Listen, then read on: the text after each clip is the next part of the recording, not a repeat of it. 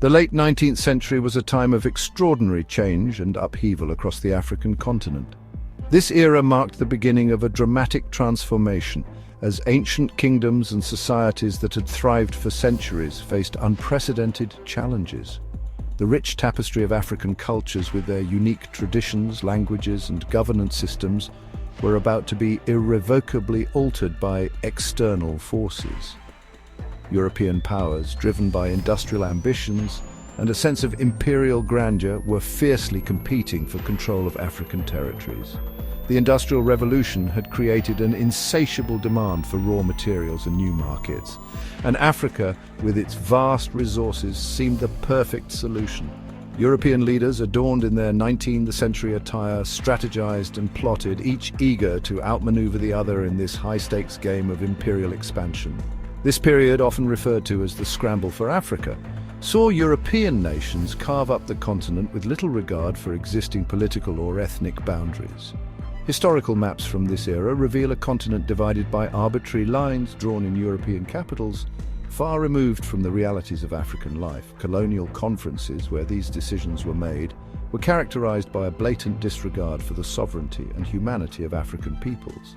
The quest for resources, particularly raw materials like rubber, ivory, and minerals, fueled this relentless expansion.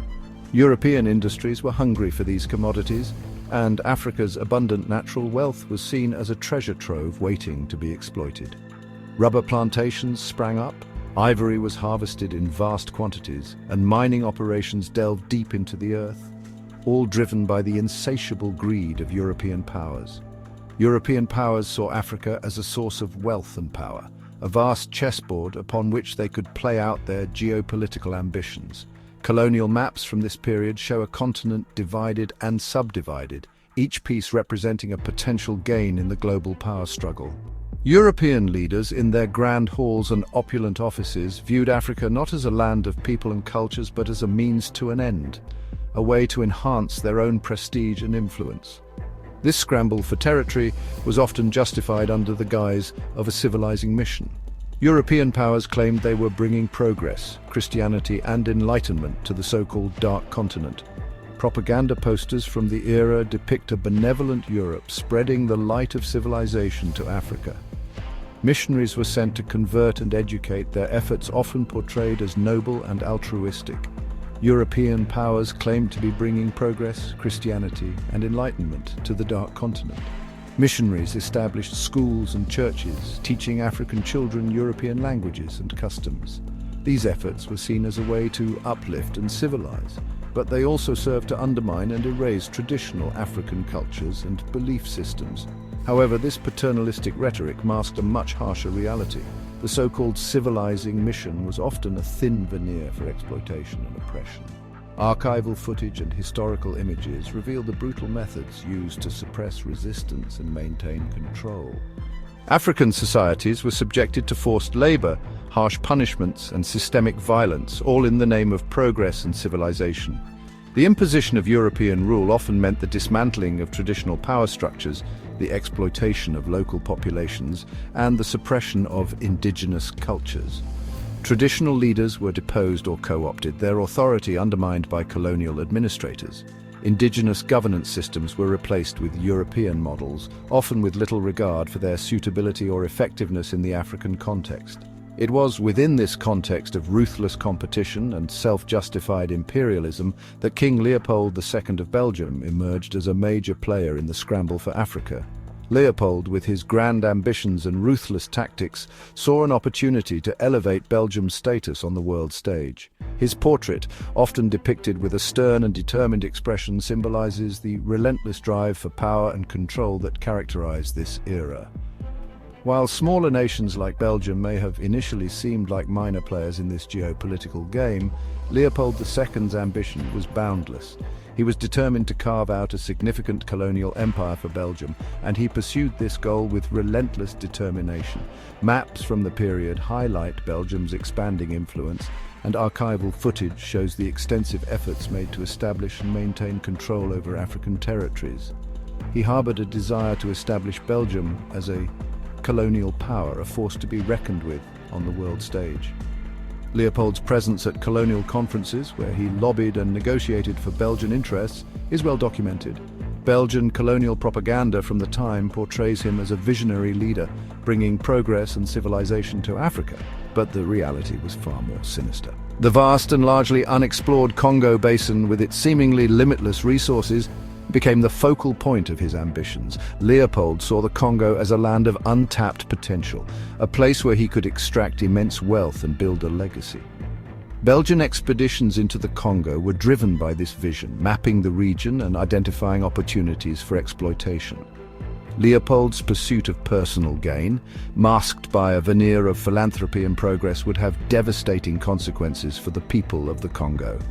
The exploitation of Congolese workers, forced to labor in brutal conditions on rubber plantations, is one of the darkest chapters in colonial history.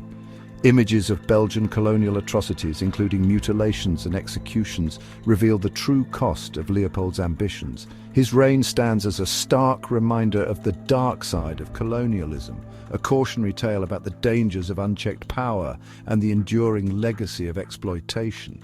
The suffering endured by the Congolese people under Leopold's rule is a testament to the human cost of imperial ambition. It serves as a powerful reminder of the need to critically examine and understand the true impact of colonialism, beyond the rhetoric of progress and civilization. King Leopold II, the second king of the Belgians, ascended to the throne in 1865. Born in 1835, Leopold was the eldest surviving son of Leopold II and Louise of Orléans. From a young age, he was groomed for leadership, receiving a rigorous education that emphasized not only governance but also the importance of expanding Belgium's influence. Despite ruling over a relatively young and small nation, Leopold possessed an ambition that far outstripped the size of his kingdom. Belgium, having only gained independence in 1830, was still finding its footing among the established powers of Europe. Leopold saw this as an opportunity rather than a limitation. He yearned for Belgium to establish itself as a colonial power, to rival the likes of Britain, France, and Germany on the world stage. The 19th century was an era of intense colonial competition, with European powers scrambling to carve out empires in Africa, Asia, and beyond. Leopold was determined that Belgium would not be left behind in this race for global dominance. This desire for empire was fueled by a potent combination of economic ambition and personal vanity. Leopold was acutely aware that colonies were not just about land, they were about resources, trade routes, and strategic advantages. He believed that by acquiring colonies, Belgium could secure its economic future and elevate its status among the European powers. Leopold believed that colonies were the key to national wealth and prestige. He was convinced that the prosperity of nations like Britain and France was directly linked to their vast colonial empires. For Leopold, the acquisition of colonies was not just a matter of national pride, but a strategic necessity for Belgium's survival and growth. He looked upon the vast, untapped resources of Africa with envy, seeing them as the means to elevate Belgium's standing and fill his own coffers. The Congo Basin, with its rich deposits of rubber, ivory, and minerals, represented a treasure trove waiting to be exploited. Leopold's eyes were set on this region, and he was willing to go to great lengths to secure it. He became fixated on the Congo Basin, a region larger than the whole of Western Europe, with its abundant resources, rubber, ivory, and minerals. The potential wealth that could be extracted from this area was immense, and Leopold was determined to make it his own. He envisioned a vast empire that would not only enrich him personally, but also transform Belgium into a major colonial power.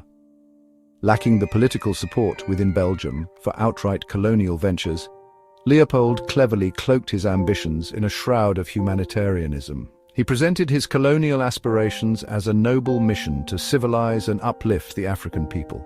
By doing so, he hoped to gain the backing of both the Belgian public and the international community. He cultivated the image of a benevolent monarch, deeply concerned with the plight of Africans and eager to bring them the supposed benefits of European civilization. This carefully crafted persona helped him to secure the support he needed to pursue his colonial ambitions. European missionaries and humanitarian organizations were often unwittingly co-opted into his schemes, believing they were part of a grand philanthropic endeavor. This facade of philanthropy, however, was nothing more than a calculated strategy to conceal his true intentions.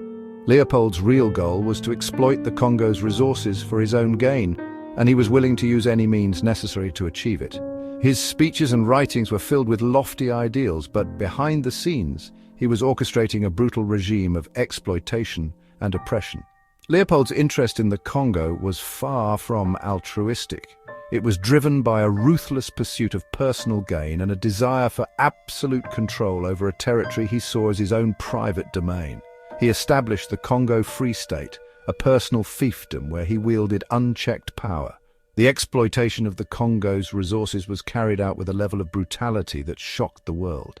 His reign of terror in the Congo would expose the hollowness of his humanitarian pretensions and reveal the brutal face of colonial greed. The atrocities committed under his rule, including forced labor, mutilations, and mass killings, left a legacy of suffering that would haunt the Congo for generations. Leopold's actions in the Congo serve as a stark reminder of the dark side of colonialism and the devastating impact of unchecked ambition. Thank you for watching. If you enjoyed this video, please subscribe to our channel for more content.